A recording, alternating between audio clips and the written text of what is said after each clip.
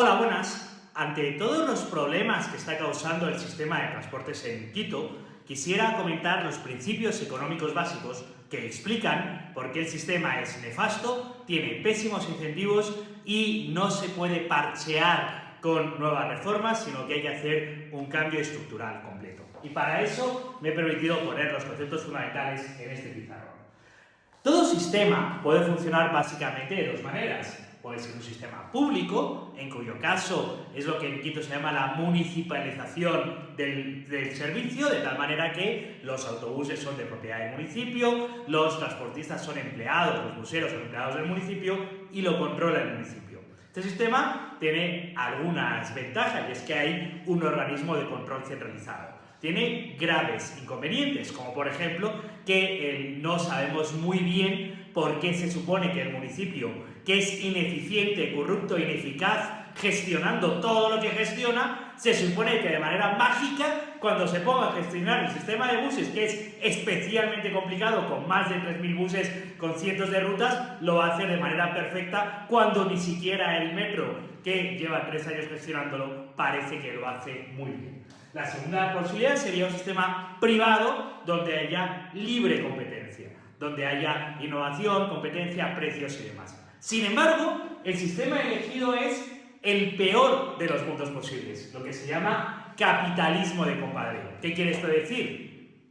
El sistema público le adjudica a cooperativas privadas el monopolio de las rutas. Por tanto, se están creando beneficios estructurales para los privados. Pero no solo eso, sino que además el sistema público impide la competencia, determina los precios y subsidia los precios. Es decir, los transportistas no son empleados del municipio, son empresarios privados, pero dependientes completamente del municipio, sin capacidad de competir entre ellos o de establecer precios. De tal manera que el usuario ya no sabe quién es el responsable del servicio, no puede ni reclamar al busero porque el busero dirá, oiga, esto es culpa del municipio, ni puede reclamar al municipio porque el municipio dice, los buseros son entes privados. De tal manera que los dos se lavan las manos, los dos son ineficientes, nadie asume responsabilidades y quien termina pagando es el usuario con un sistema que funciona pésimamente mal.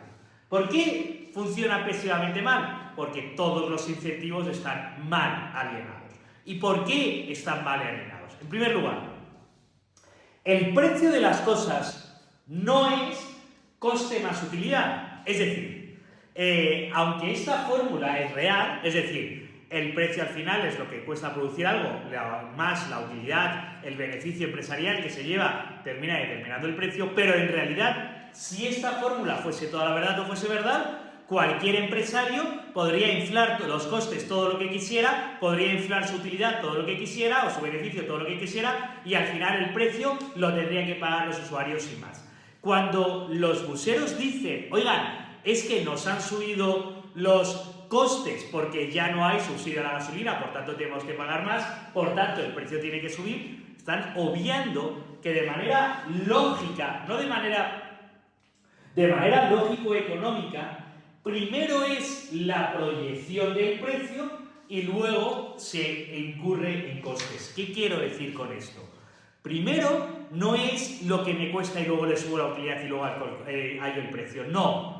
Lo que es tan importante en una economía capitalista eficiente e innovadora es la disminución de los costes. El que las empresas están pensando permanentemente cómo ahorrar en costes. Porque si ahorran en costes podrán vender más barato. Por tanto, no tenemos que dar por válido lo que los buseros nos dicen que le cuestan, porque como los buseros no están en un sistema de competencia en la que tienen que innovar, los buseros entonces no están pensando cómo ahorrar costes, están simplemente calculando todos los costes que le llegan y le dicen al municipio deme más subvención.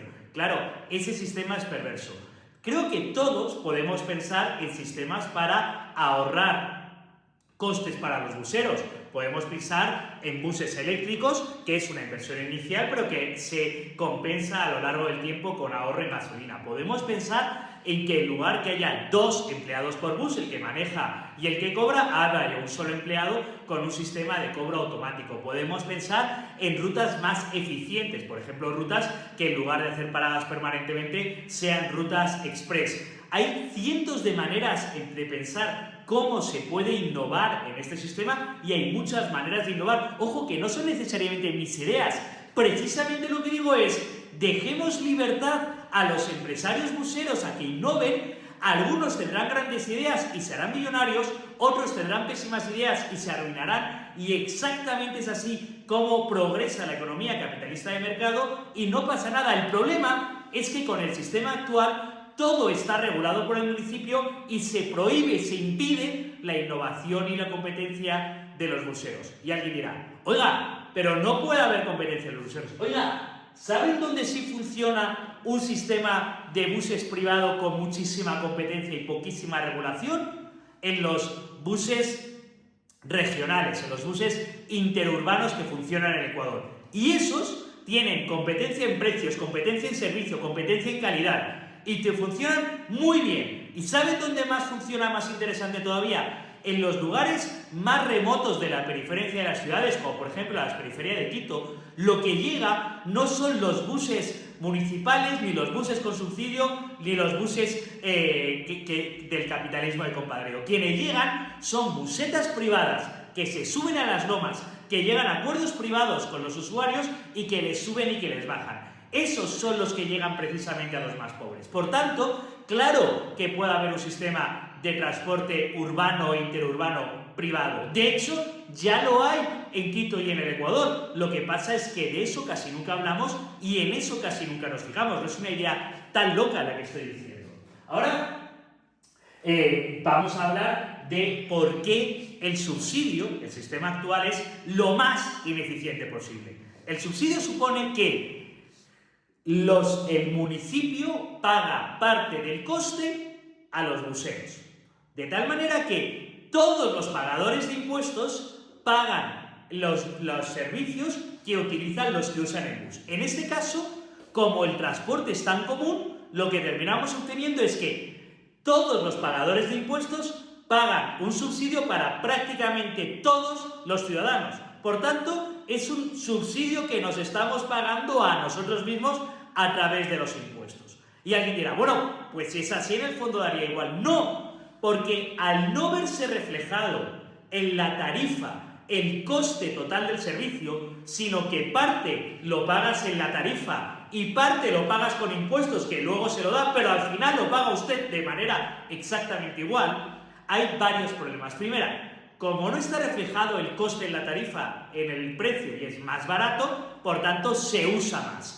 Por tanto, hay un abuso del sistema que lo hace que sea más ineficiente. Además, como no está reflejado el coste en la tarifa, los usuarios creen que están pagando mucho y recibiendo poco, porque no saben el coste real de lo que están recibiendo.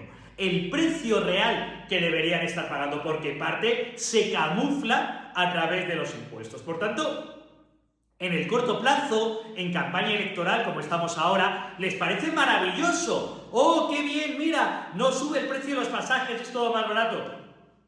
Ya, pero eso lo paga usted. Lo paga con más impuestos, lo paga con menos servicios municipales y lo paga con más deuda, lo que es lo más injusto de todos, porque es cargarle sobre sus hijos. Lo más razonable, teniendo en cuenta la incapacidad manifiesta del municipio para asumir el sistema, es privatizar el sistema, que haya libre competencia en rutas, que haya libre competencia en tarifas, que haya libre competencia y que se vaya adaptando. Evidentemente, el primer periodo de adaptación puede ser complicado, pero desde luego va a ser la mejor solución, porque municipalizarlo va a ser mucho más caro y sigue politizado. Y seguir con ese sistema de incentivos perversos que nos lleva a los subsidios y a la regulación, evidentemente no funciona. Y no solo eso, no funciona por precio, tampoco funciona por calidad. Otro tema del que quiero hablar. La calidad del servicio es muy mala. Los buses incumplen la normativa, los buseros no tienen seguridad, los buseros